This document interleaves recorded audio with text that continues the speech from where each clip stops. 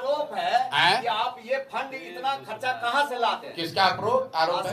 अशोक चौधरी। अशोक चौधरी। अब अशोक चौधरी का अपना राजनीतिक कैरेक्टर क्या है ये पत्रकारों को हमसे बेहतर मालूम है। बिहार में किसी नेता का, दल का ये दम नहीं है कि वो कह देगा कि प्रशांत किशोर ने किसी से 1 रुपया भी गलत कहीं लिया हो।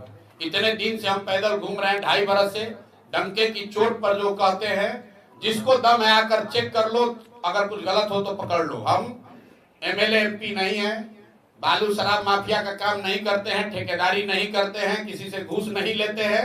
अपने बुद्धि, अपने परिश्रम से अर्जित किया हुआ धन बिहार को सुधारने के लिए खर्च कर रहे हैं और किसी के तरह छुपाते भी नहीं है। जो संसाधन है वो बिहार के गरीब उन लोगों के लिए है जो पैसे के अभाव में राजनीति नहीं कर पाते हैं, जिनके पिताजी विधायक मंत्री नहीं है लेकिन उनमें क्षमता है।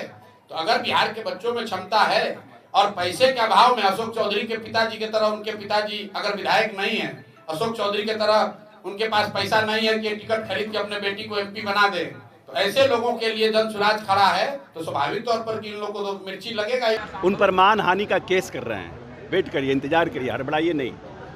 प्रशांत किशोर ने जो कहा है उनके ऊपर मानहानि का तैयार हो रहा है लीगल केस, उनके ऊपर केस लड़ेंगे। क्योंकि हम लोग तो दलित परिवार से आते हैं, हम लोग तो कोई बड़ा बहुत भारी है नहीं कि तलवार चूड़ा फांसू लेकर के उनसे लड़ने जाएंगे। हमारे पास जो संसाधन है एक सामान्य नागरिक होने का, उसका हम प्रयोग करेंगे और हमको लगता है कि हमें न्याय मिलेगा।